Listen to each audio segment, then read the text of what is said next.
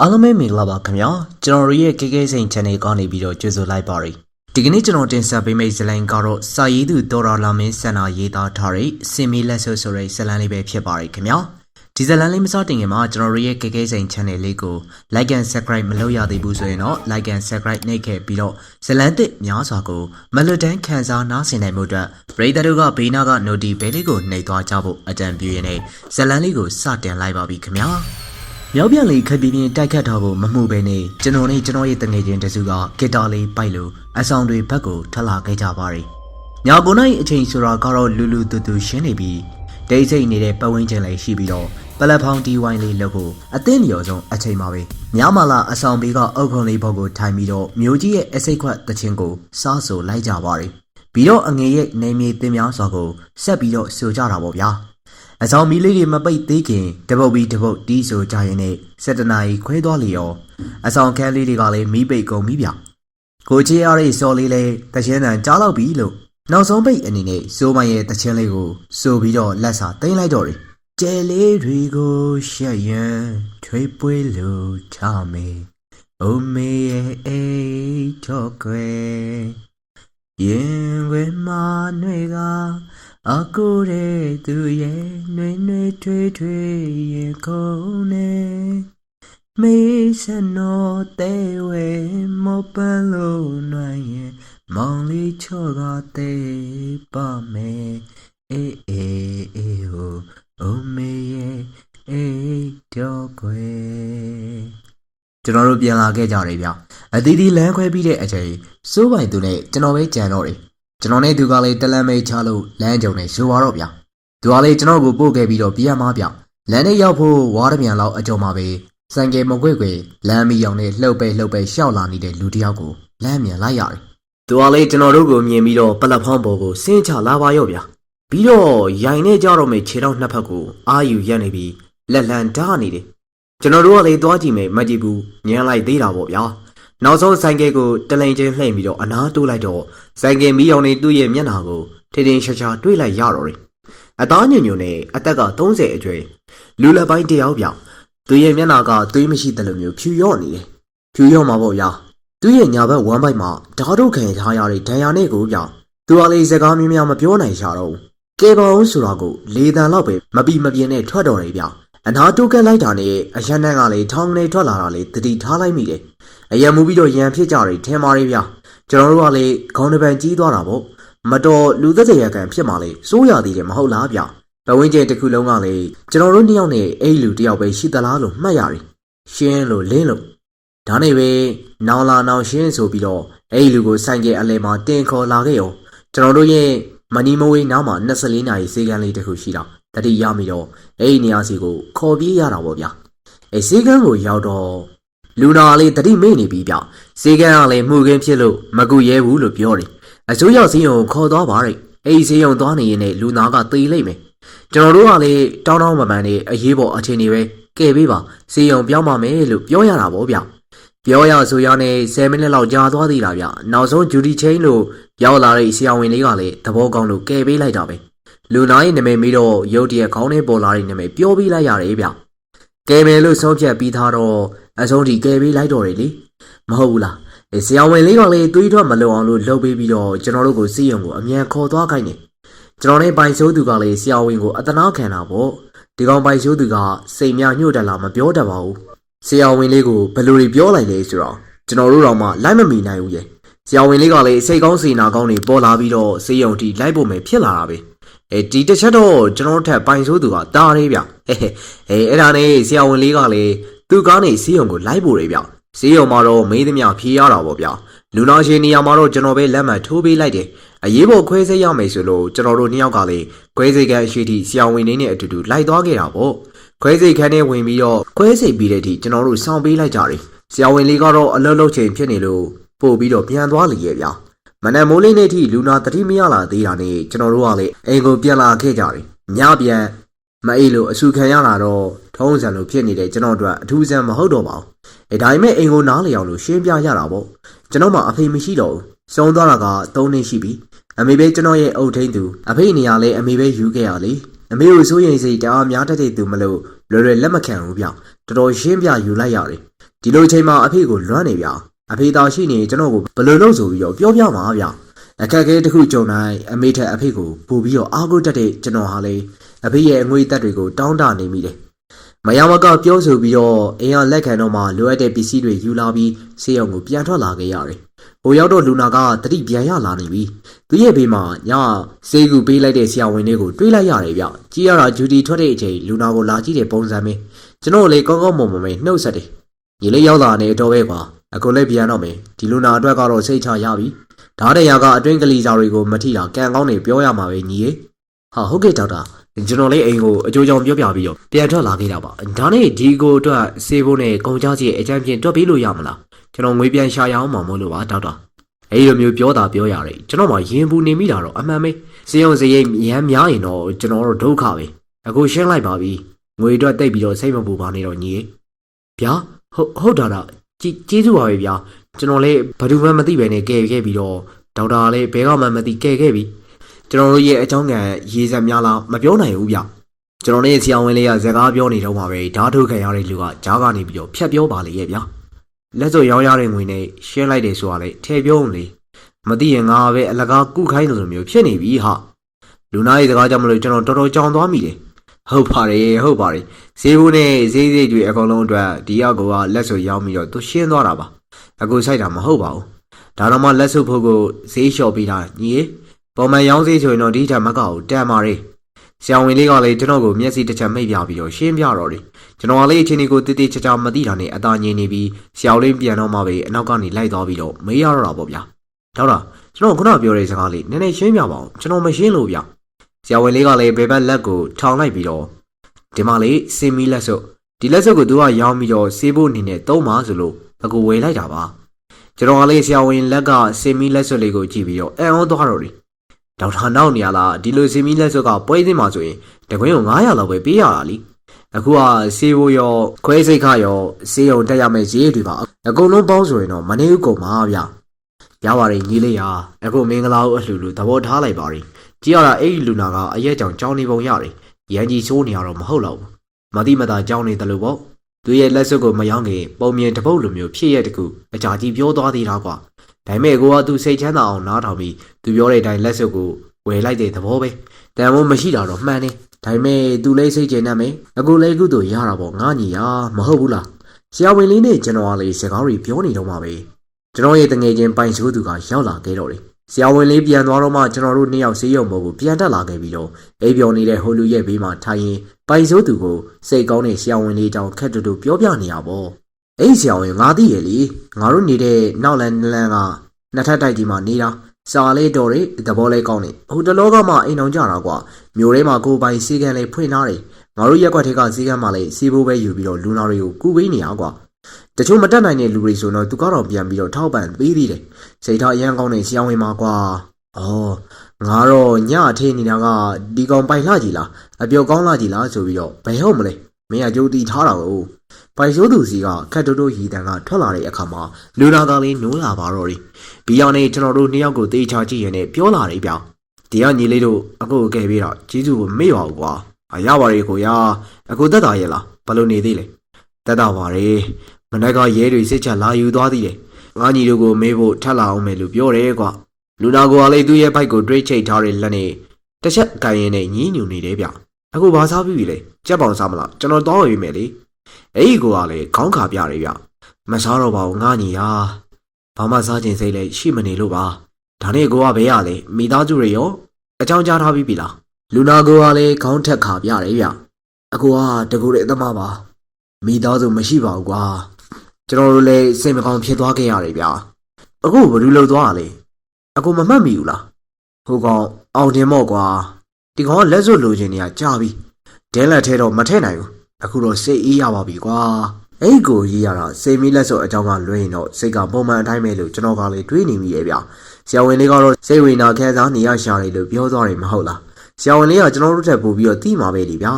ဒါနဲ့မိတ်ဆက်ပေးအောင်မယ်ဗျကျွန်တော်နာမည်ကတန့်စင်ဦးပါသူကတော့ပိုင်ဆိုးသူအခုရဲ့နာမည်ကရောဗျဖိုးချိုဟုတ်အခုဖိုးချိုခဏအခုပြောတာကျွန်တော်တို့စစ်ချက်ယူဖို့လာမယ်ဆိုတော့ဘယ်တော့လာမှာလဲနောက်ပြီးတော့ကျွန်တော်တို့ကဘာဖြေရမလဲအမှန်တိုင်းဖြေလိုက်ပေါ့ကွာငါညီတို့ကအကိုအသက်ကိုကဲခဲ့တာပဲ အမှုနဲ့မဆိုင်ပါဘူးဟုတ်ကဲ့ကိုဘိုးကျော်ကလေခွဲထားတဲ့နေရာမှာနာနေပုံရတယ်တစ်ချက်အန်ကိုကြိတ်လိုက်တာတွေ့နေရတယ်ဗျဒါပေမဲ့သူကျွန်တော်တို့ကိုအားတင်းပြီးတော့ပြန်ပြောရင်းရှာတယ်သူ့ရဲ့ဘဝဇက်ကြောင်းနဲ့လေစစ်ချက်လာယူမှာကိုထိုင်ဆောင်နေနေကိုဘိုးကျော်ပြောတာကိုနားထောင်လိုက်ကြတာပေါ့ဗျာအခုဟာအုတ်ချင်းရွာဇာတိမွေးချင်း6ရောက်မှာအလက်ကောင်ပေါ့ကွာအဖေကလေသမားအမေကကြော်ရလုပ်တယ်ကောက်ဆိုင်ပြုံးနှုတ်ပေါင်းတယ်အစုံပဲပေါ့ကွာအခုတို့သက်14ရွယ်မှာပဲရွာအတိအကူညီနဲ့မြို့ပေါ်ကိုရောက်လာရတယ်ပယံလောက်ရတယ်ပြီးတော့အကူနဲ့အတူတူရွာတငယ်ချင်း2ယောက်လေအတူတူလိုက်လောက်ကြတယ်ကွာပယံလောက်ကလေးပင်မမဲ့ရွာမှာတော့ပိုက်ဆိုင်ပူရတယ်ကွာဒီလိုနဲ့မြို့မှာကျင်လည်ရင်ရွာမပြန်ချင်တော့ဘူးအသက်22ရောက်တော့ပယံအဖွဲတစ်ဖွဲမှာအေးလွင်ဆိုတဲ့ကောင်မလေးနဲ့အိမ်အောင်ကြတယ်သမီးတယောက်မွေးတယ်သမီးမွေးပြီးတော့3နှစ်ကျော်လာမှပဲသမီးကမွေးရပါအဆုပ်ယောဂနဲ့ဆုံးသွားရှာတယ်ကွာကိုဖိုးချိုကလည်းသူ့ရဲ့ဘဝဇာတ်ကြောင်းကိုပြောပြရင်းနဲ့အတိတ်ကိုသတိရသွားတဲ့အခါမျက်နှာအမူအရာကလည်းလွယ်ဆွေဖြစ်သွားရရှာတယ်ဗျသူ့ရဲ့သမီးကိုချစ်တဲ့ပုံပဲသမီးသေးဆုံးသွားပြီးတော့အကိုတို့အိမ်တော်ကြီးကလည်းအဆင်မပြေလာတော့အမြဲတမ်းတစ်ချက်ဖြစ်လာတယ်အကိုကလည်းအိမ်မှာမပြောတော့ဘူးကွာဒါနဲ့ပယံခေါင်းဆောင်ကိုကျော်ကအလုပ်သေးရတယ်ပြောလာတော့အလုပ်သေးပဲစိတ်နေပြီးတော့လုံးမယ်လို့ပဲတွေးထားလိုက်တော့ရတဲ့အလုပ်ကဇေဒီပြက်တစုကိုပြင်မေးရမှာလို့သိလိုက်ရတယ်အလူရှင်ကအဲ့ဒီဇေဒီကိုပြန်ပြင်ကျင်နေတာအကိုကလည်းသမီးလေးအတွက်ကုသိုလ်ယူခြင်းနဲ့စိတ်ကတားမရလာတော့ဆိုတော့ချကွာလို့လောအားကမယူလုံးမယ်ဆိုပြီးတော့လက်ခံလိုက်တယ်ကွာဘယ်နေရာနေပြီးတော့ဘယ်ဇေဒီဆိုတော့လည်းမမေးမိဘူးလက်ခံလိုက်ပြီးမှဒီမျိုးမှာမဟုတ်ဘူးတဲ့ငါညီရွာရဲ့လမ်းမပေါ်မှာတဲ့ဒီနေ့ဆိုရင်တော့4-5နာရီလောက်တော့ကားစီးရမှာကွာသွားလိုက်ပြန်လိုက်နဲ့ဘယ်ရတော့မလဲအဲ့တော့ရွာမှာအဆင်ပြေနေတော့မှာပေါ့ကိုကျော်ကလည်းပြောတယ်သူရဲ့မိတ်ဆွေတွေကသူ့ကိုယုံကြည်အကူအညီတောင်းတာပေါ့နောက်ပြီးတော့ဖယားထာဝနာလေးတက်ချင်နေတယ်လို့ဆိုတော့ကွာကိုကျော်ရဲ့ကျုပ်ရဲ့လိုက်လို့ရပါတယ်ဒါပေမဲ့နေဖို့စားဖို့တော့အကူကလည်းဝင်ပြီးတော့တောင်းဝင်ယူရမယ်ဆိုတာတော့ရတယ်ဖိုးချိုတဲ့အဲ့လိုဇရိတ်ဇက်ကကိုသူကလည်းအကြတကံမယ်တဲ့အကူတို့ကလည်းလောအားပေးကုသိုလ်ယူနေသွားပြကြရောကိုဘိုးကျော်ကလည်းစကားတွေတလက်ဆက်ပြောရင်းနဲ့တီးသွားလို့လေချောင်းရှင်းနေရတယ်ဗျပြီးတော့ခဏနားပြီးတော့ဆက်ပြောပြတယ်ရွာရောက်တော့ဇေဒီကရွာသက်မှာမဟုတ်ဘူးအိမ်ကနေ4ဘာလုံး5ဘာလုံးလောက်နီသွားရတဲ့တောင်ကုန်းပေါ်မှာအိတ်တာတော့ရွာပြန်အိတ်ကြရတယ်မနက်သွားညပြန်ပေါ့လေအလုပ်သွားရင်တော့ရွာထော်လာကြီးနဲ့သွားကြရတာကိုကျော်နဲ့အတူတူအကိုတို့အဖွဲရလေအားလုံး8ယောက်ကျန်တာကတော့ရွာသားနီးဆက်ကလှူအားပေးတွေကြီးပဲအဲ့မှာအောင်မတင်နဲ့စပြီးတော့တည်တာအောင်မတင်ကလည်းရွာတဲ့နာကပူလို့ရွာသားသူကတော့နေသားကိုင်းနဲ့လိုက်တာလောက်ကရင်းနဲ့သူနဲ့တော်တော်ရင်းနှီးလာတော့ကိုရဲ့ဘဝအကြောင်းတွေသူ့ရဲ့ဘဝအကြောင်းတွေရင်ဖွင့်ဖြစ်ခဲ့ကြတယ်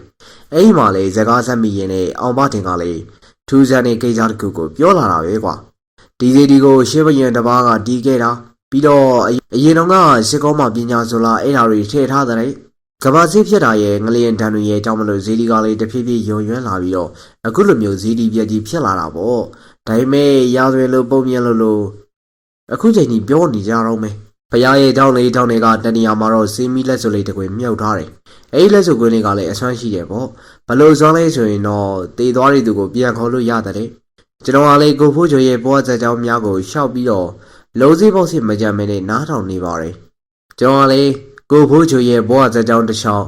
စိတ်မပါဘဲနဲ့နားထောင်နေမိတယ်တေသွားပြီးသားလူကိုပြန်ခေါ်လို့ရတယ်ဆိုတာနဲ့တည်ကျင်စိတ်တွေကလည်းတဖွာဖွာပေါ်လာခဲ့တော်တယ်ဗ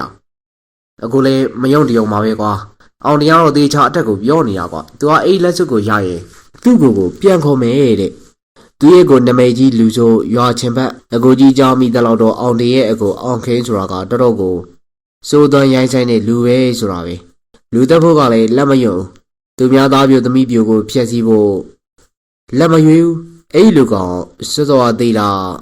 အဲ့နာရွာရီအတွက်မင်္ဂလာပါဒါတော်မှဒီကောင်ကလည်းသူ့ကိုပြန်ခေါ်မလို့တဲ့အကူကတော့စင်မီလက်စုပ်ကိုဒီကောင်မရပါစေနဲ့လို့ဆူတောင်းမိတယ်။ညကြတော့ထူးဆန်းတဲ့အိမ်မက်တစ်ခုကိုမတ်တယ်။ဝေဖြူစင်ကျင်တဲ့အဖိုးကြီးတယောက်ကပဲအိမ်မက်ထဲမှာဖိုးကြုံနေသမီးကိုပြန်တွေ့ချင်ရင်ဖျားဆောင်တဲ့အရှိဆုံးကနေခြေလမ်းပေါင်း20လမ်းလှမ်းလိုက်အိမ်ညကိုဒူးဆိုပြီးတော့မတ်ပါသေးရော။နောက်နေ့ချက်ချင်းသွားပြီးတော့ဒူးကြည့်ကြအောင်မွေရီခွန်နဲ့လှုပ်ထားတဲ့စင်မီလက်စုပ်လေးကိုတွေ့လိုက်ရတာပဲငါညီ။ပြောနေတဲ့ကိုဖိုးကျုကလည်းညောင်းလာလို့ဘေးတစောင်းလှဲလိုက်တယ်ဗျ။ကျွန်တော်တို့စိတ်ဝင်တစားနေနားထောင်နေပေမဲ့ပိုင်ဆိုးသူကပြင်းလာပုံရတယ်။ဈေးလိတ်သွားအောင်မေးဆိုပြီးတော့ထွက်သွားလေရဲ့ဗျာဒီကောင်ထွက်သွားပြီးတော့ကိုဖိုးချစ်ရလေစကားကိုစိတ်ဝင်တစားနားဆွေနေမိတာပေါ့ သူလည်းပြင်းလာရထင်တယ်ငါညီရောလိုက်သွားခြင်းလိုက်သွားလေရပါတယ်အကိုဖိုးချိုရခုနအကြောင်းဆက်ပြီးတော့ပြောပါအောင်ဗျဆရာထက်တန်နေတဲ့ကျွန်တော်ရဲ့အကြောင်းကိုဖိုးချိုကလည်းစကားပြောရတာအားတက်လာဖို့ရတယ်ဗျအဲ့ဒါနဲ့ဆက်ပြောပြတယ်အေးငါညီအဲ့လက်စုပ်ကိုအောင်နေတော့မပြောပြရဲဘူးတည်ရင်တော့သူယူမှလीအကွာလည်းဘယ်လိုတော့ရမလဲမသိတဲ့အခါညကြတော့အိမ်မက်ထက်မှတ်တာတောင်းကြည့်တယ်အဲ့လိုအသုံးပြုနေနေပွေးတင်တာပါပေါ့အိမ်မက်ထဲမှာဝိဖြူစေကြတဲ့အဖိုးကြီးရဲ့ထက်ရောက်လာတယ်ကွာအဲ့ဒီဂျေဒီပြုပြင်ဖို့ကုသိုလ်ပါဝင်တာကိုသိပါတယ်တဲ့ကျန်တဲ့လူတွေအကုန်လုံးလောအားကတွေယူပြီးတော့လုံးကြပါမယ်အကိုကြတော့သမီးအတွက်ရည်စူးပြီးတော့ကုသိုလ်ပြုလိုက်တဲ့အတွက်စင်မီလက်စွပ်ကိုပေးတာပါလို့လည်းပြောတယ်သမီးဆုံးသွားတဲ့နေရာမှာတော့ဒီလက်စွပ်ကိုဝတ်ပြီးတော့လူချင်းချင်းနဲ့ဆူတောင်းပါတဲ့သမီးလေးကိုပြန်မြင်ရလိမ့်မယ်လို့မှတ်ခဲ့တာပဲငါညီဒီလိုအိမ်ပြန်ရောက်တော့မှလှုပ်လို့ရမှာလေရေဒီပြင်လာလည်းမပြီးသေးဘူးအဲ့လိုလက်စွပ်ကိုသေးသေးချာချာဖွက်ပြီးတော့လှုပ်ရှားရှိတာဆက်လုပ်နေတာပေါ့ဒါပေမဲ့အောင်နေကလေးတော်တော်လင်းတဲ့ကောင်သူကိုရဲ့အရေးကြီးကိုအမြဲတမ်းလိုက်ကြည့်နေတာအကူကလည်းဟန်ပြက်ပြောဆိုနေရတယ်နောက်တစ်ပတ်လောက်တည်းတော့ဇီဒီကလည်းပြီးသွားတာနဲ့အိမ်ကိုအရင်ပြန်ပြီးခဲ့တာပဲကွာသမီးလေးကိုမြင်ကျင်တဲ့ဇော်လေးနဲ့အောင်နေကိုတတိမထားခင်ခဲ့လိုက်ဘူးအကူကလည်းလော်တကြီးပြန်သွားလို့အောင်နေကလည်းတင်းကမကင်းဖြစ်သွားတော့တာပဲအနောက်ကနေပြီးတော့တိတ်စိတ်လိုက်လာတော့မှန်းမသိခဲ့ဘူးကွာအိမ်ရောက်တော့အရင်ငားနေတဲ့အခန်းကိုရောက်အောင်လို့ပြန်ပြီးတော့သွားငားတယ်ဤလွင်ကလည်းဘာမှမသိတဲ့အခါရန်ဖြစ်ရတာပေါ့ကွာပတ်စံမချောင်ရတဲ့အကြားတွေအခန်းပြောင်းလို့ဆိုပြီးတော့စူလိုက်စောင်းလိုက်ပေါ့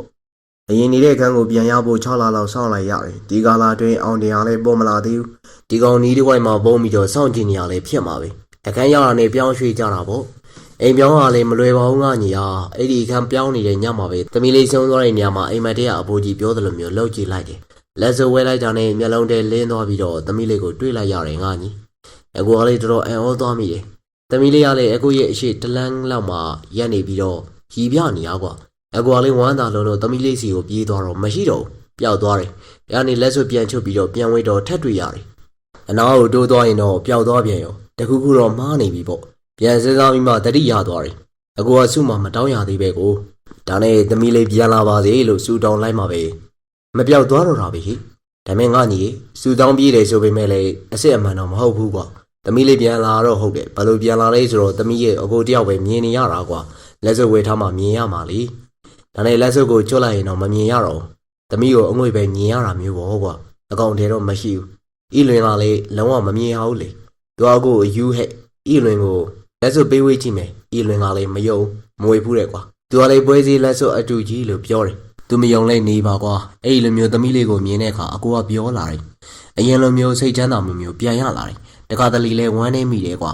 ။အကောင်တဲမဖြောပြနိုင်တဲ့အဖြစ်မျိုးမဟုတ်လား။ဤလွင်တော်မှမယုံတာတခြားသူကဘယ်ကယုံရပါမလဲ။အကိုတယောက်တည်းစကားပြောနေတဲ့ယူနေပြီဆိုပြီးတော့ဤလွင်ရလဲအကိုထားခဲ့တော့တာပဲသူရဲ့မိရွာကိုပြန်သွားတယ်တဲ့ပြန်လိုက်ခေါ်ရင်လေ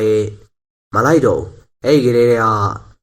ကလင်ကန်းမရခံပြတ်သွားတော့ပေါ့ကွာအကိုလည်းရွာထွက်လာတဲ့ကမိန်းမယူကလေးကလည်းတခါမှမပြန်ပြူရွာမှာကြံနေခဲ့တဲ့မိဘဆွေမျိုးမောင်နှမတွေနဲ့ဆွေမျိုးဖြတ်ထားတယ်လို့မျိုးဖြစ်သွားတာကွာအကိုတယောက်တည်းနေမှပြဿနာကစလာတာအိမ်သားကြီးတွေကလည်းဖိုးချိုယူသွားပြီတယောက်တည်းစကားပြောနေတဲ့ကြီးပြောကြတာပေါ့အဲ့တော့အောင်တင်ကလည်းသိသွားတယ်အကိုစီကိုရောက်လာရောသူ့ကိုမြင်တာနဲ့လက်စွပ်အမြန်ဖွက်ရတယ်အကိုလိန်ပြောလိုက်ပေမဲ့သူကမယုံလက်စွပ်ရတာတွေမဟုတ်လားကြီးစုံမင်းနေတော့တယ်ကွာနောက်ဆုံးညင်းခုံရင်းနေပဲသူကလည်းအခန်းထဲကိုအတင်းလိုက်ရှာတော့တာသူ့ကိုပေးလိုက်ရင်တော့အကိုရဲ့သမီးကိုပဲရင်ရတော့မလဲပေးလို့မဖြစ်ဘူးနောက်ပြီးတော့လက်စွပ်နဲ့သမီးကိုပြန်ခေါ်တော့ဘာတွေ့ရလဲဆိုတော့သမီးကလည်း၃နှစ်ကလေးဖြစ်ပေမဲ့လူကြီးတယောက်လိုပဲအကိုလိုတဲ့အကြံတွေဆိုရင်သူ့ကိုပြောပြတတ်တယ်ဘာလို့ရမှန်းမသိရင်သမီးကပြောပြတာကွာမထူးဆန်းဘူးလားအဲ့လိုဆိုတော့အောင်ခင်ကိုသာပြန်ခေါ်ခဲ့ရင်တော့အောင်နေရလေးလမ်းညွန်တော့မှာအောင်နေရလေးသူ့ရဲ့ကိုချီရတိုင်းလူမိုက်ဖြစ်သွားလိမ့်မယ်။တရားရီတွေးမိတဲ့အခါအောင်တင်ရဲ့လက်ထဲလက်စွပ်ကိုလုံးဝမထည့်နိုင်တော့ဘူး။ဒီကောင်ကလေးအခုတောက်ရအောင်ဆိုပြီးတော့ချိန်တယ်။တောက်ကြစားကြလို့မူးတဲ့ချိန်စကားအိမ်မေးတော့တာပဲ။ဒီကောင်လေးနည်းနည်းပါးပါးပြောမိသွားတယ်ကွာ။မှားသွားတာ။အမှန်အိမ်ကောင်နဲ့အတူတူမတောက်ဘဲနေရမှာ။ထားပါတော့အဲ့ဒါနဲ့သူကလေးလက်စွပ်ကိုအတင်းကျပ်တောင်းတော့တာပဲ။အကူကလေးမပြီးတော့ရန်ဖြစ်ကြထိုးကြကြစ်ကြတယ်။ဘုညာငါညီလိုနဲ့တွေ့ချုံတာအိမ်ကောင်ဓာတ်နဲ့ထိုးပြီးတော့လက်စွပ်လူတာလीကံကောင်းတာကသူနဲ့အတူတူတောက်တော့လက်စွပ်ကိုအင်ကြီးကောလန်အောက်ထဲကိုထည့်ထားမိတာပဲကိုဘူးကျော်ကပြောရင်းနဲ့သူ့ရဲ့ရှယ်အင်ကြီးကောလန်ကိုလှမ်းပြတယ်ဗျအိမ်ရွာပေါက်လေးဖောက်ထားတာကိုတွေ့လိုက်ရတယ်သူကလေးစင်မီလက်စွပ်ကိုအိမ်ထဲထည့်ထားလို့တော်ရုံရှောင်မတွေ့ခဲ့တာဖြစ်နိုင်တယ်တောက်ပြီးတော့အိမ်ပြန်မှာဒီကောင်ကလေးဓာတ်နဲ့ထိုးပြီးအကိုမှောက်သွားတော့ဒီကိုလုံးနဲ့လက်စွပ်ကိုရှာတယ်မတွေ့တဲ့အခါမှာတော့သူ့လို့တာတိမာဆိုလို့ဆိုပြီးတော့လစ်ပြေးသွားတာပဲ အကွာလေးကိုယုံထိုင်နေငါညီတို့နဲ့တွေ့တာပါပဲကွာဒါနဲ့ကိုဖိုးချိုစင်မီလက်စုပ်ကိုဟိုဆရာဝန်လေးကိုရောင်းလိုက်တယ်မဟုတ်ဘူးလားကိုဖိုးချိုကလည်းမျက်နှာငယ်ညှိုးကြသွားတယ်ဗျအခုမှစုမိစောင်းမိတာလေးလည်းမရှိဘူးစေယုံစေမတက်နိုင်ဘူးပေါ့ကွာဘယ်ဘက်ဆန်နဲ့ပေးနိုင်မလဲသူများစီကိုချီးငှားဖို့ကလည်းအဲ့လောက်ပတ်စံများများရှိတဲ့သူကအတိတယောက်တည်းမှာမရှိဘူးကွာတီးရခင်တဲ့သူတွေကလည်းပယံတို့လက်သမားတို့လောက်ကြတာတနေ့လုံးနှိမ်ဆောင်ရကြီးပဲတော်ရုံလူတွေကလည်းဒီလက်စုပ်ကိုဘယ်ဝဲပါမလဲအယူလို့ပြောပြီးတော့ရိုက်မလို့ရင်ကံကောင်းဆရာဝန်လေးကရိုးပုံရတယ်ငါညီကိုပြောပြတယ်လို့သူ့ကိုပြောပြပေမဲ့မယုံပါဘူးကွာသူကလည်းကိုတနာပြီးတော့ကိုညီလိုက်တာအကိုသိပါတယ်အကိုပတ်စံဆိုပြီးတော့အဲ့ဒီလက်စုပ်ပြန်သွားယူမှာပါလောလောဆယ်တော့အကိုရဲ့လက်ထဲမှာလက်စုပ်မရှိတာလေခက်ကောင်းကောင်းပဲမဟုတ်ရင်အောင်တဲ့ရံကလည်းရှိသေးတယ်အခုစစ်တော့ကိုအောင်နေလောက်တာလို့ဖြေလိုက်တယ်မလားပြောတော့ပြောလိုက်တာပဲဘယ်လိုလောင်းမဲမသိသေးဘူးလေဒါဆိုဖန်ခံရတော့မှာပဲဗျကျွန်တော်တို့ပြောနေတော့မှပဲရေးတချို့ရောက်လာကြတယ်ဗျကျွန်တော်ကလေးပိုင်ဆိုးသူကိုဖုံးဆက်ခေါ်လိုက်တယ်ကျွန်တော်တို့အိမ်ညာကအဖြစ်ပြက်တွေအကုန်လုံးကိုအစ်စ်ခံပေးလိုက်တာပေါ့ဗျအိမ်ညာလာကူညီပေးတဲ့ဆရာဝန်လေးကလည်းစစ်ချက်ပေးသွားပြီလို့သိရတယ်အမှုကိစ္စလောက်ရမှာတော့ဘာတွေမသိရှုံနေတာဗျကျွန်တော်တို့ကိုခေါ်ရင်တော့လာပြီးဖို့နဲ့လိမ့်ချော်တွေကိုကိုရေးချင်းနေတော့မှတောင်းသွားလိရဲ့ဘီယာနေကိုဖို့ကျူသုံးဖို့ဆွဲဖို့ပတ်စံ3000ပေးခဲ့ပြီးကျွန်တော်တို့ကလည်းပြန်လာခဲ့ကြတာဗျပိုင်ရုပ်သူကလည်းကျွန်တော်ရဲ့အိမ်ကိုပို့ပြီးတော့ပြန်သွားတာကျွန်တော်ကလည်းဆိုင်ကယ်တွေယူပြီးတော့ထွက်လာခဲ့တယ်အိမ်သားက24နာရီဈေးကန်းစီကိုပေါ့ဗျဟိုရောက်တဲ့အခါမှာတော့ဆရာဝန်လေးကိုမေးကြည့်ရှာကြည့်ပဲမယ်သူရဲ့ judicial မဟုတ်လို့မတွေ့ခဲ့အောင်ဒါပေမဲ့အိမ်လိပ်စာတော့ရလာခဲ့တယ်ဆရာဝန်လေးကသူ့ရဲ့အိမ်မှာလည်းဈေးကန်းဖွင့်ထားတာလေဗျအိမ်ကိုလိုက်သွားကြည့်တဲ့အခါဆရာဝန်လေးနဲ့တွေ့ခွင့်ရခဲ့ပါတယ်ကျွန်တော်ကလေးကိုဖိုးချိုအကြောင်းကိုနည်းနည်းပါးပါးပြောပြပြီးတော့စီမီလက်စုပ်အကြောင်းကိုတီးခေါက်ကြည့်လိုက်တယ်ဗျဆရာဝန်လေးကလည်းစီမီလက်စုပ်ကိုယုံတဲ့ပုံမရအောင်ဒါနဲ့ကျွန်တော်ကိုပေးပါလားလို့တောင်းကြည့်တော့လက်စုပ်ကလည်းသူ့ရဲ့ရုံးခန်းထဲမှာကြံခဲ့တယ်ဗျမနေ့ပြန်လာယူလို့ဆိုတယ်ကျွန်တော်ကလည်းမတက်နိုင်ဘူးပေါ့စောင်းရတော့မယ်လीကိုကရကျင်တဲ့သူကိုနောက်နေ့ရောက်တော့ဆရာဝန်လေးနဲ့ချိန်ထားတဲ့အချိန်ကိုရောက်သွားခဲ့တော့တယ်ဆရာဝန်လေးကိုတွေ့တဲ့အခါတရင်တစ်ခုတီးလိုက်ရတယ်ဗျ